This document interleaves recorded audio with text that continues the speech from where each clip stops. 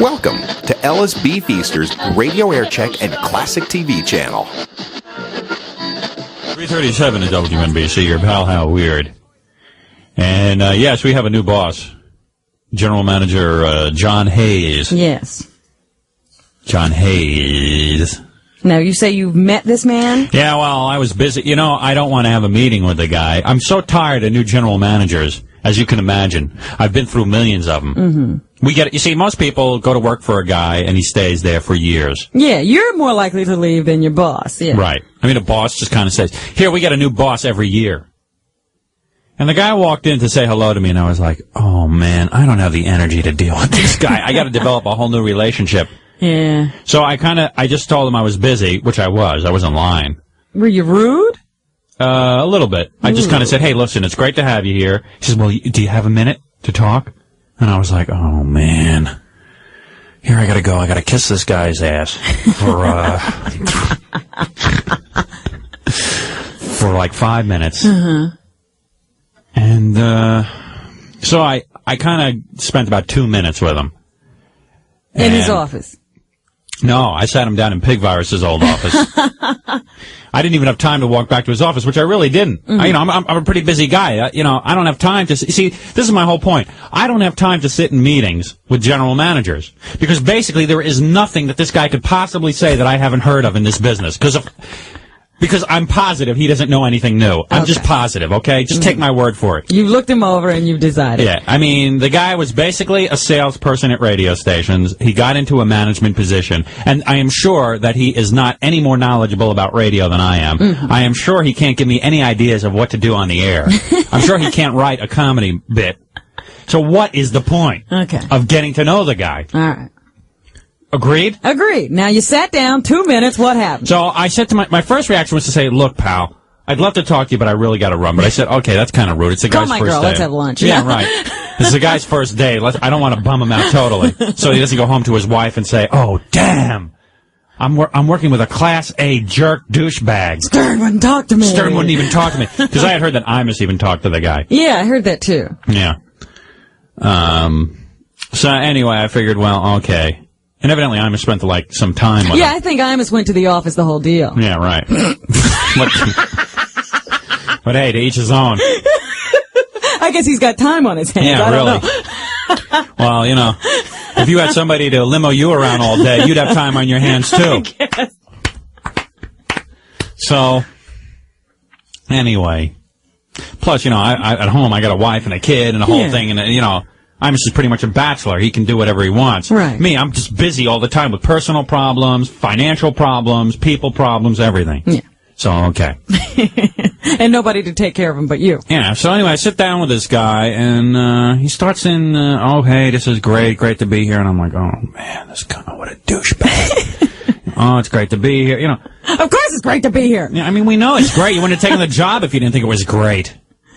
It's great to be here, but he didn't say anything about that he had a lot of ideas, which was good. He seems not to have any ideas. Good! Which is the first great thing that ever happened to this radio station. We finally got a guy who doesn't have ideas. Thank goodness. I would like one of these guys to come up to me and say, look, Howard, I don't have any ideas. I lucked out. I got a good job here. I'm going to basically run the station, make sure everything runs pretty smoothly. You go do your thing and make lots of money for us. I'm not going to bother you because I know you're so damn creative. I just would rather leave you alone so the creative juices can flow. But no, I'm sure that this guy, so here's what I said to him. Right. I said, hey, look. I said, why don't you go get settled in your new job? And then meet me in a couple of days. Because he was looking, I think, for a meeting tomorrow. Yeah. I saw the words were just about coming out of his mouth. He was just about to vomit up those ugly words. Let's meet tomorrow. So I said, look, go back to your office, get settled in, and when you get settled in, then we'll talk. Okay. Mm-hmm. So hopefully it'll take him like a year to get settled in. But I doubt it. This is one of these guys, he wants. And I heard he was a good-looking guy. Everybody is. You don't know the women around here. Yeah. All of them telling me he looks like Robert Redford. So I'm expecting, Paul Newman or Robert Redford to walk through the door. In walks a 4'2" dwarf who just happens to have hair on his head. Because the last 7 general managers haven't had hair or they've been overweight. I guess that's what did it then. Yeah. So anybody who looks even normal is considered good looking by these people. I'm better looking than this guy. He has a straight nose. Yeah. And I heard he's very blonde, blue-eyed California boy. In fact, he's very unmemorable. I couldn't even describe to you what he looks like. Steve, did you see the guy? Yes. Steve, I think you're 10 times better looking than him. So do I. No, seriously. You're 10 I think he's cute. And the women are... You think he's cute? Well, no, I'm not saying he wasn't cute. I'm just saying he wasn't a 10 by any means. No, but he wasn't 4'2" either. Yeah, well, I mean, he didn't look like 4'3", he didn't look like Randy, who looks like a total douchebag, and he didn't look like Dom Ferravani, who looked like the captain from the Love Boat. I mean, this guy actually has hair on his head, so all the women are going wild over him. Wow. Oh, he's so Well, I can't wait to see him because I've heard everything from he makes Robert Redford look like a dog to, and I just find that hard to believe. Hey, want to get him in here? Yeah, I'd like to take a look at this guy.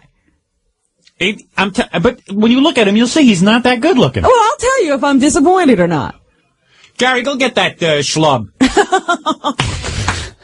John Hayes. John Hayes with you? How are you? You think he ever did any on-air work? I don't know, but man, the guy actually appears to be a worm. I think I'm going to have him wrapped up in about a week.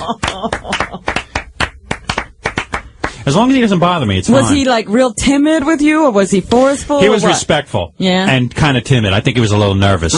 It's great when they shake in their boots, because God knows he's going to drag me in the office having me shaking my boots enough. But first of all, he's not great looking. Second of all, I think he's a pushover. Yeah? I'm pretty sure now this show's going to get dirty as hell. Look what he said in the Daily News. Oh, that was great. This is a quote from our new general manager in the Daily News. Hayes rejects the notion that Stern's emphasis on ethnic humor might fan the flames of prejudice. He's very democratic in his prejudices, contends Hayes. Humor's a great way to relax, and it's a good way to douse the flames. I fully expect Stern and Imus, too, to take shots at me. I'm not a sensitive person. You develop a thick skin in radio. Then he says, somewhere where he said he's... I like controversy. Where's that? It's up in the paragraph before. Oh, okay, wait a second. He says... Asked about the controversial Stern program. Hayes said, I like controversy. I like crossing over the line of good taste and decency. I like to offend one group or another. That's okay. We all tell jokes, have prejudices, and a tendency to cross over the lines, and radio people should too. Oh, here's our new general manager. Here, look at him. Oh, hello there. Hey, take a microphone, man. This guy's my boss. I hardly know him, and he has power over me. Well, introduce yourself to the audience, Mr. What's your Hayes. engineer's name? This is Steve Vogel. All right, Steve, am I a dwarf? No, you're not a dwarf. I said that you weren't. Yeah, but, Robin, seriously. He's about hear that part. 5'10", I'd say. Wait a second. Seriously, look at the guy. Is he that much better looking than me? Do you think he's good looking? Do I think he's good looking? I think he's average looking. I just think people are in shock that he isn't bald and look like Randy. They told me he had blonde hair. That's not blonde, it's brown, isn't it? Yeah. You're a nice-looking man, don't get me wrong, but I don't think you're... I mean, besides having a straight nose... If I had a straight nose, I'd be as good-looking as you. Did you know, like, all the women were going nuts that you were coming here because you're so good-looking? Had you hear heard about that? What do you, no. You know Paula, the sales lady? She's running around here like you're some God's gift to ladies. You know her? Paula's around here. Everybody. I swear, Howard, it's Robert Redford. I swear to God. Better than Robert Redford. I don't think Bob ought to find out about this, though. Hey, somebody changed Paula's seat cushion on her chair, man.